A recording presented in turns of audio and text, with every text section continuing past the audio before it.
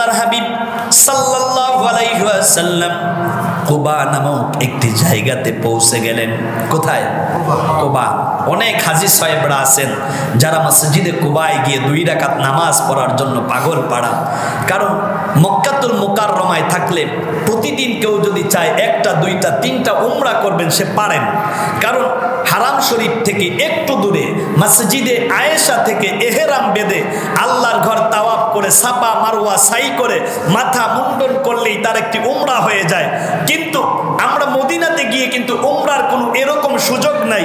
কিন্তু আল্লাহ রাব্বুল আলামিন নবীর সম্মানার্থে কিয়ামত পর্যন্ত নবীর উম্মতদের জন্য মদিনাতুল মুনাওয়ারাতেও একটি উমরার সুব্যবস্থা করে দিয়েছেন। সেই কথার দিকে আমি যাচ্ছি। আল্লাহর হাবিব সাল্লাল্লাহু আলাইহি ওয়াসাল্লাম চলে গেলেন মসজিদে কুবাতে। তিনি মসজিদে কুবাতে গিয়ে, তখন মসজিদে কুবা ছিল না, আল্লাহর রাসূল সেখানে একটি মসজিদ নির্মাণ করলেন। 12 থেকে 14 দিন এই জায়গাতে ছিলেন। এই জায়গাটার নাম হচ্ছে মাকাম আল কুবা। মাকাম আল কুবা জায়গাটার নাম হচ্ছে কুবা। ওই নাম অনুসারে ওই জায়গাতে একটি মসজিদ আল্লাহর রাসূল নির্মাণ করলেন, নাম দিলেন মসজিদে কুবা। সুবহানাল্লাহ। মসজিদ নির্মাণ করা কার সুন্নাত? নবীদের সুন্নাত। মসজিদ নির্মাণ করা কাদের সুন্নাত? তার মানে এই জায়গা যারা দিয়েছেন, এই জায়গায় যারা মসজিদ স্থাপন করেছেন, এই জায়গার মসজিদের এখনো যারা দায়িত্বশীল আছেন, তারা সব সময় আল্লাহর নবীর সুন্নাত পালন করে যাচ্ছেন। আর যারাই নবীর সুন্নাত পালন করবে তারাই নবীর উম্মত হয়ে যায়। সুবহানাল্লাহ পড়ে। কে জায়গা দিয়েছে আমি তো জানি না, কিন্তু যতদিন পর্যন্ত এই মসজিদ থাকবে, যত খতিব কিংবা ইমামেরা আসবে, তারা কিয়ামত পর্যন্ত তাদের জন্য দোয়া করবে। এর চাইতে বড় সদকায়ে জারিয়ার জায়গার হতে পারে? কিয়ামতের ময়দানে আমার প্রিয় ভাইয়েরা শুনুন, কুল্লু মান আলাইহা ফানি ওয়া ইয়াবকা ওয়াজহু রাব্বিকা যুল জালালি ওয়াল ইকরাম। এই তামাম পৃথিবী একদিন ধ্বংস হয়ে যাবে। তামাম পৃথিবীর কোনো কিছুই যখন থাকবে না, ওই দিন শুধু থাকবে 3টা জিনিস আল্লাহ ব্যতীত। আল্লাহ তো থাকবেন। আল্লাহ রাব্বুল আলামিন কুরআনুল হাকিমের মধ্যে চমৎকার করে বলেছেন, পৃথিবী একদিন শেষ হয়ে যাবে, সেই দিন অবশিষ্ট থাকবে একজন, তিনি কে? আল্লাহ। তামাম পৃথিবী ধ্বংস হবে কিন্তু 3টি জিনিস থাকবে। একটি হলো মসজিদ। মসজিদ আল্লাহর কাছে বলবে, আল্লাহ তাআলা আমি ধ্বংস হব না, কারণ যে জায়গা দিয়েছে, অর্থ দিয়েছে, সম্পদ দিয়েছে, টাকা পয়সা দিয়েছে, তাদেরকে না নিয়ে আমি মসজিদ একাকী জান্নাতে যাব না। সুবহানাল্লাহ। আল্লাহর হাবিব একটি মসজিদ নির্মাণ করলেন। মসজিদের নাম দিলেন মসজিদে কুবা। মসজিদের নাম কি? মসজিদে কুবা। আল্লাহর রাসূল মদিনায় ছিলেন 10 বছর। কত বছর?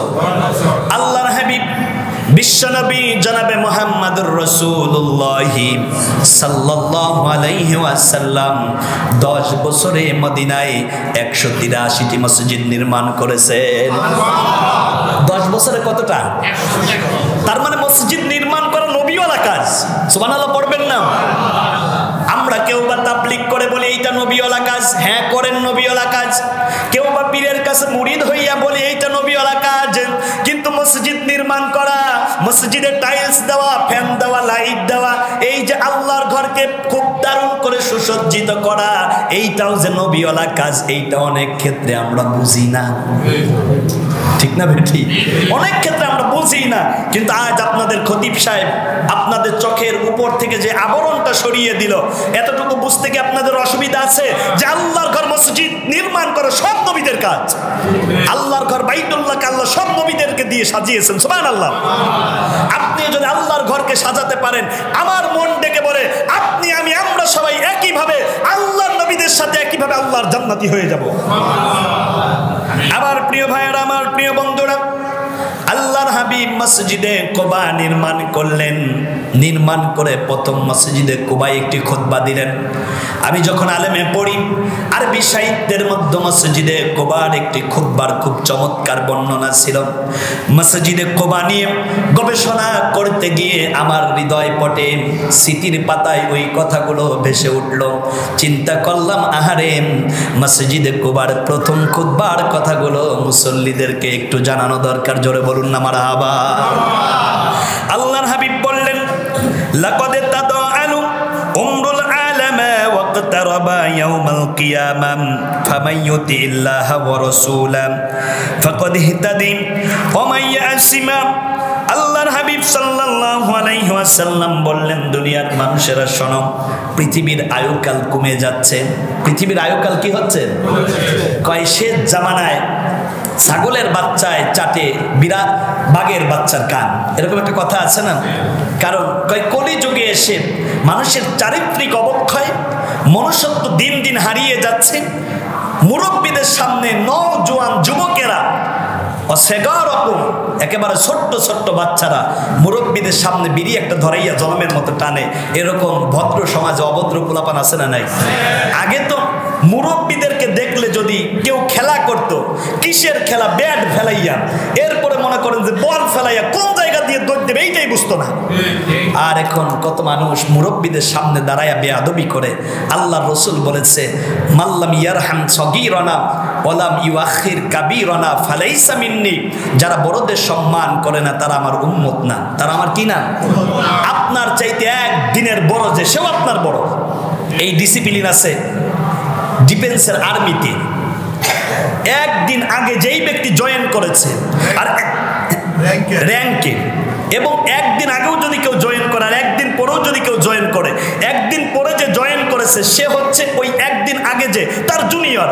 তার মানে জুনিয়র কিভাবে সিনিয়রকে অ্যাপ্রিসিয়েট করবে, আহলান সাহলান মারহাবা দেবে, এইটা আর্মির এই ডিসিপ্লিনটা দেখে আমার খুব ভালো লাগে। এই জন্য আমার প্রিয় মুসল্লি ভাইয়েরা, আপনারাও ডিসিপ্লিনের মধ্যে চলে আসেন। আপনার চাইতে একদিনের বড় যে তাকে আপনি কি করবেন? দেখা হলে এই সালাম দিয়ে দেন না, আসসালামু আলাইকুম ওয়া রাহমাতুল্লাহ। দেখবেন কত ছোট ভাই বড় ভাইয়ের সাথে কথা বলে না, আবার বড় ভাই ছোট ভাইয়ের সাথে কথা বলে না। ভাতিজা চাচাকে সহ্য করতে পারে না, চাচা ভাতিজার খোঁজখবরই রাখে না। এমন হলে একটি মানব সমাজ তো দানব সমাজে পরিণত হয়ে যাবে। এজন্য মানব সমাজকে যদি মানব সমাজে রূপ দিয়ে সমাজকে সুশৃঙ্খলভাবে পরিচালিত করতে হয়, একটি পঞ্চায়েতকে যদি জান্নাতি পঞ্চায়েত বানাতে হয়, তাহলে প্রত্যেকের হৃদয়ে থাকতে হবে উদার, একজন আরেকজনকে ছাড় দেওয়ার একটা মানসিকতা থাকতে হবে। কিন্তু আমরা তো ছাড়তে চাই না, ধরতে চাই। খবরদার এই কাজগুলো করবেন না। আমি আপনাদেরকে নিয়ে অনেক বেশি গর্ব করি যে আমার বাইতুল আমান পঞ্চায়েতের মুসল্লিরা এই 2 বছর আমি আপনাদের সাথে, আমার মনে হয় না মসজিদ পরিচালনা পর্ষদ কোনো মুসল্লির সাথে আমার কোনো দিন 2 কথা লেগেছে। কারণ এইটা আমি ভালো, এই কথা আমি বলতেছি না, তার মানে আপনাদের মতো ভালো মানুষদের সাথে যদি থাকা যায় তাহলে সেই জায়গাতে যে কোনো ধরনের বিশৃঙ্খলা কিংবা দুর্ঘটনা ঘটে না, তার একেবারেই জ্বলন্ত এবং বাস্তব প্রমাণ হচ্ছে আপনারা। নতুবা 2 বছর আমি থাকলাম আপনাদের সাথে, কমিটির সাথে এবং এই পরিচালনা পর্ষদের সাথে কোনোদিন কোনো বিষয়ে বিরূপ কোনো মন্তব্য তৈরি হয় নাই, আমাদের কোনো দ্বন্দ্ব হয় নাই। এই জায়গা থেকে আমি খতিব হিসাবে সাক্ষ্য দিয়ে গেলাম, আমার বাইতুল আমান পঞ্চায়েতের সব মুসল্লিরাই অত্যন্ত বিনয়ী, ভদ্র এবং ভালো। আল্লাহ তুমি তাদেরকে উত্তম উজরাত দিয়ে দাও, করুন আমিন। এইবার খেয়াল করুন আমার প্রিয় ভাইয়েরা, আল্লাহর হাবিব সাল্লাল্লাহু আলাইহি ওয়াসাল্লাম মক্কাতুল মুকাররমায় ছিলেন 13 বছর। এই 13 বছরে আল্লাহর রাসূল একটা মসজিদও নির্মাণ করেন নাই, কিন্তু রাসূল মদিনায় থাকলেন 10 বছর, 183টি মসজিদ নির্মাণ করলেন।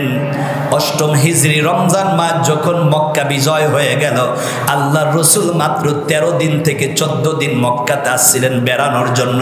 এই 14 দিনে আল্লাহর হাবিব মক্কায় মসজিদ বানালেন 63টা।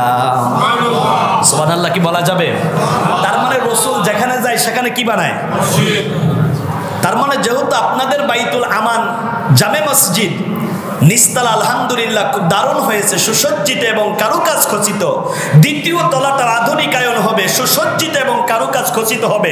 এই কাজের সাথে যারা সম্পৃক্ত থাকবেন, আমার মন ডেকে বলে তারাই নবীওয়ালা কাজের সাথে জড়িত থাকবেন। আল্লাহ তুমি রহম দাও, করুন আমিন। আল্লাহর হাবিব সাল্লাল্লাহু আলাইহি ওয়াসাল্লাম মসজিদে কুবায় খুতবা দিলেন। প্রথম খুতবা মসজিদে কুবায় দিয়েছিলেন।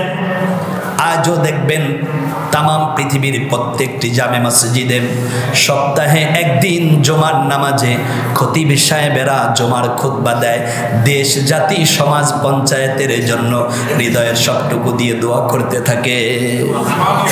তার মানে দ্বিতীয় খুতবা যখন আমরা দেই তখন মাঝে মাঝে আপনাদের এলাকার জন্য, দেশের জন্য, পঞ্চায়েতের জন্য, তামাম পৃথিবীর মুসলমানদের জন্য দোয়া হয়। যারা একটু বিচক্ষণ উলামায়ে কেরাম এবং আরবি যারা বোঝেন তারা খুব দারুণভাবে এটি আত্মস্থ করতে পারেন।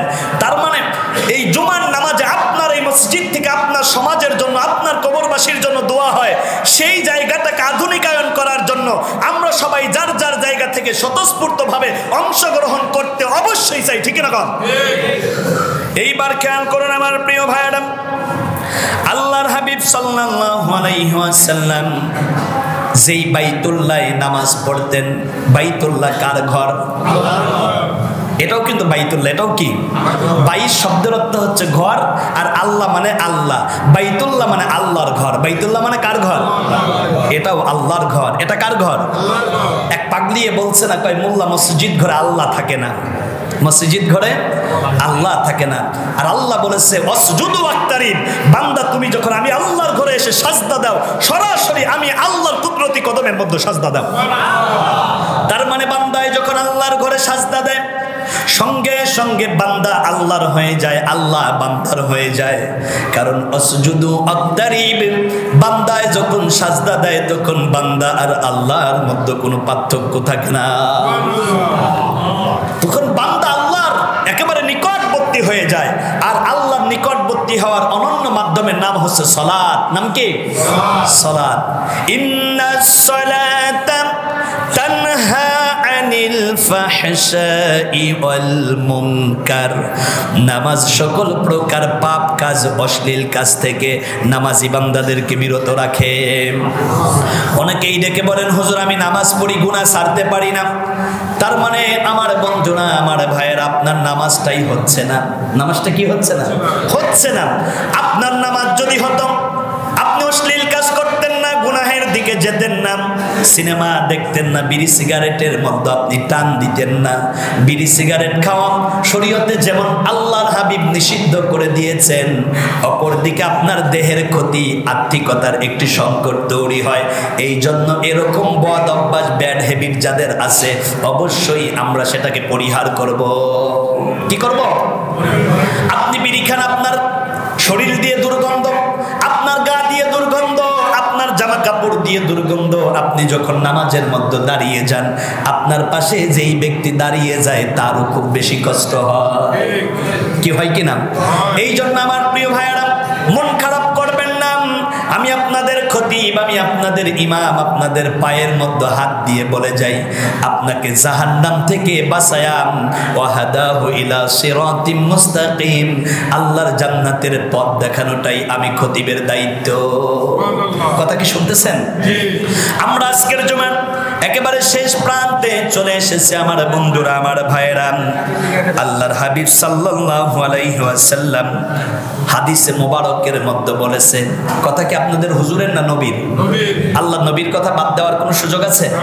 আল্লাহর হাবিব বলেছেন, আল্লাহর ঘর বাইতুল্লাহ, যেটা আমরা খানায় কাবা হিসেবে চিনি, আল্লাহর ঘর বাইতুল্লাহর মধ্যে অর্থাৎ হারাম শরীফের মধ্যে কেউ যদি একবার নামাজ পড়ে, আর পৃথিবীর অন্য মসজিদে 1000 বার নামাজ পড়লেও বাইতুল্লাহর একবারের নামাজের সমান হয় না। এজন্য দেখবেন হাজিরা আল্লাহর ঘর বাইতুল্লাহ যখন যায়, বাসাটা একটু কাছাকাছি রাখে। আজানের ওয়াক্ত হওয়ার সাথে সাথেই পাগল পড়া হয়ে হাজিরা একটা দৌড় দেয় আল্লাহর ঘরের দিকে। এই দৃশ্য যারা দেখেন নাই তাদেরকে কোনোদিন বোঝানো যাবে না। আজান হইতে দেরি তার আগের থেকে হাজিরা দল বেঁধে বেঁধে বেঁধে বেঁধে আল্লাহর ঘর বাইতুল্লাহর দিকে দৌড়ায়। এইবার বলেন, এই মুহূর্তে হজ করার জন্য সর্বোচ্চ টাকা দরকার কয় লাখ? সর্বোচ্চ 5 লাখ। আর আপনি 40 দিন বাইতুল্লাহে থাকবেন, আপনার পরিবারের ভরণ পোষণের জন্য লাগবে কত? 50,000। এর বেশি তো মনে হয় লাগে না। তাহলে 5.5 লাখ টাকার মালিক আপনার সাংসারিক খরচ বাদ দিয়ে আপনার ঋণ বাদ দিয়ে যদি আপনি 5.5 লাখ টাকার মালিক হন, আপনার জন্য হজ ফরজ, হজ ফরজ, হজ ফরজ। হজ কয়বার ফরজ জীবনে? একবার। কয়বার? একবার। আমার মন ডেকে বলে বাইতুল আমান পঞ্চায়েতবাসী, এখানে অধিকাংশ মানুষের উপরে হজ ফরজ হয়েছে। এইবার আমি যেই উপস্থাপনী দিলাম এইটার সাথে যদি আপনার অর্থের খুব দারুণ একটি মিল থাকে, তাহলে চিন্তা করবেন অবশ্যই আপনার জন্য হজ ফরজ করেছেন কে? তাহলে আল্লাহ যেহেতু ফরজ করেছেন, সেই হজ করার দরকার আছে না নাই? আল্লাহর হাবিব বলেছেন, যার উপরে হজ ফরজ সে যদি হজ না করে, ইহুদি হয়ে মরুক কিংবা নাসারা হয়ে মরুক, আমি রাসূলের কিছু আসে যায় না। কিয়ামতের ময়দানে আমি রাসূল এই উম্মতের কোনো পরিচয় দেব না। নাউযুবিল্লাহ পড়েন। এইবার আসুন শেষ কথা, আল্লাহর ঘর মসজিদে যদি কেউ দিন শেখার জন্য, ইসলাম শেখার জন্য আসে, আপনাদের মসজিদে খুব দারুণভাবে এই পাশে কিছু র‍্যাক আছে। এই র‍্যাকগুলো যদি একটু থাই দিয়ে লাগিয়ে দেওয়া যায়, এখানে একটা লাইব্রেরি তৈরি করা যায়। কি করা যায়? একটা লাইব্রেরি তৈরি করা যায়, যেখানে আল্লাহ রাসূলের সিরাত গ্রন্থ থাকবে, সিরাতে বিশ্বকোষ থাকবে, এরপরে কোরআনের বাংলা অনুবাদ থাকবে, অনেক মনীষীদের জীবনী থাকবে।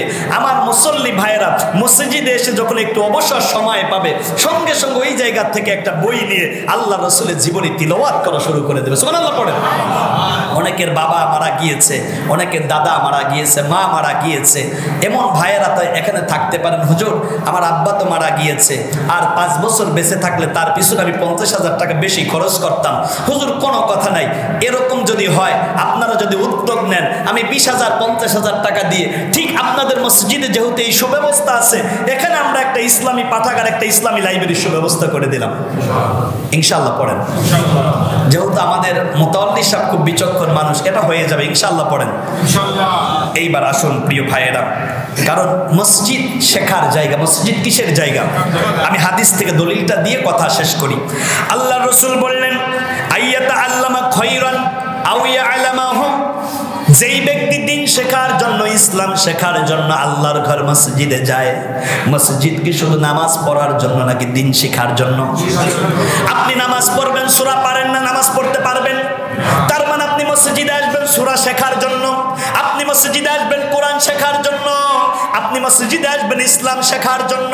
আল্লাহর রাসূল বললেন, যারা দিন বোঝার জন্য, ইসলাম শেখার জন্য আল্লাহর ঘর মসজিদে যায়, কানা লাহু কাআজরিন, আল্লাহ রাব্বুল আলামিন তাদের উজুরাত দেয়। কানা লাহু কাআজরিন হাজ্জিন ওয়া উমরাতা তাম্মাতাত তাম্মাতাত তাম্মাত, তার আমলনামায় একটি কবুল পূর্ণ হজ, একটি কবুল উমরার সওয়াব আল্লাহ রাব্বুল আলামিন দিয়ে দেয়। কেউ যদি দিন শেখানোর জন্য এখানে কোরআনের বাংলা অনুবাদ, আল্লাহ নবীজির জীবনী, অন্যান্য মনীষীদের জীবনী, ইসলামের ইতিহাসের অনেকগুলো কিতাব যদি রেখে দেন, আর এই জায়গা থেকে যত মুসল্লি দিন শিখবে, তাদের যেমন একটা হজ এবং উমরার সওয়াব হবে। আপনারা যারা এই জায়গা ডোনেট করবেন, আপনারা যারা অনুদান দেবেন, তাদের আমলনামায় হজ এবং উমরার সওয়াব যেতেই থাকবে। বলুন না মারহাবা। এই ভালো কাজের সাথে আমরা থাকতে রাজি আছি তো? আল্লাহ তুমি কবুল করো, জোরে বলুন না আমিন। এইবার আমার শেষ কথা, আমার প্রিয় ভাইয়েরা, আমার প্রিয় বন্ধুরা, আল্লাহর হাবিব সাল্লাল্লাহু আলাইহি ওয়াসাল্লাম বলেছে, মা বাইনা বাইতি ওয়া মিম্বারি রাউদাতুম মিন রিয়াদিল জান্নাহ, আমি রাসূলের মেহরাব, রাসূলের মেম্বার, আর সেখান থেকে নিয়ে আমি রাসূলের মাকবারা মানে রাসূলের রওজা, এই জায়গাটুকুকে বলা হয় রিয়াদিম মিল জান্নাহ। সুবহানাল্লাহ। এই জন্য আমার প্রিয় ভাইয়েরা, আমার প্রিয় বন্ধুরা, আল্লাহর রাসূলের রওজা যখন আপনারা জিয়ারত করতে যান, তখন রিয়াজুল জান্নাহে যাওয়ার জন্য পাগল হয়ে যাও।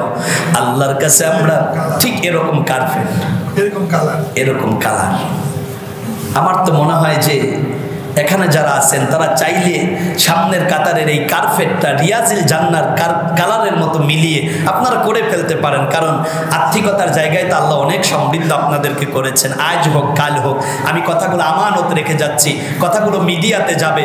আমি আপনাদেরকে বলে যাচ্ছি, দেখবেন আজ হোক কিংবা 10 বছর পরে হোক, আপনাদের মসজিদ একদিন এত বেশি আধুনিক হবে, এত বেশি মডেলিং হবে, আপনি চিন্তাও করতে পারবেন না। আল্লাহ তার আসমানি মদদ দিয়ে আপনাদের মসজিদকে আধুনিকায়ন করবেন, আর এই জন্য আপনাদের অন্তরটা হতে হবে আরো বড়। আল্লাহ যেন আরো বড় করে দেন, পড়ুন আমিন। আপনাদেরকে খুব কষ্ট দিয়ে ফেললাম। এই শেষ কথা নিয়ে নেন আমার ভাইয়েরা। আল্লাহ রাসূল বলেছে, মান যারা কবরি ওয়াজাবাত লাহু শাফাআতি, যেই ব্যক্তি আমার রওজা জিয়ারত করলো ওই উম্মতের জন্য সুপারিশ করা আমি রাসূলের জন্য ওয়াজিব হয়ে যায়। আল্লাহর হাবিব সাল্লাল্লাহু আলাইহি ওয়াসাল্লাম মদিনা থেকে প্রত্যেক শনিবার পায়ে হেঁটে মসজিদে কুবায় যেতেন, কিংবা আল্লাহর রাসূল উটের পিঠে উঠে সাওয়ারি হয়ে মসজিদে কুবায় যেতেন। এই জন্য মসজিদে কুবায় কেউ যদি যায় 2 রাকাত নামাজ যদি আদায় করে তার আমল নামায় আল্লাহ রাব্বুল আলামিন একটা কবুল উমরার সওয়াব দিয়ে দেয়। এই জন্য মদিনাতে যে কয়দিন থাকবেন 3 জন 4 জন মিলে 100 রিয়াল 80 রিয়াল কিংবা 60 রিয়াল দিয়ে একটা ট্যাক্সি নিয়ে প্রত্যেক দিন ফজরের নামাজের পরে আল্লাহর ঘর মসজিদে কুবায় চলে যাবেন, 2 রাকাত নামাজ আদায় করবেন। প্রত্যেক দিন একটি করে উমরার ব্যবস্থা আল্লাহ মদিনায় রেখে দিয়েছেন, বলুন না মারহাবা। আল্লাহ যেন আমাদেরকে মক্কা মদিনার মুসাফির বানায় দেন, পড়ুন আমিন। আগামী জুমায় আল্লাহর রাসূলের মদিনা জীবন শেষ করে আল্লাহর রাসূলের সিরাতকে আমরা শেষ করব ইনশাআল্লাহ। আল্লাহ যেন তৌফিক করে দেন, পড়ুন আমিন। আসসালামু আলাইকুম ওয়া রাহমাতুল্লাহি ওয়া বারাকাতুহু।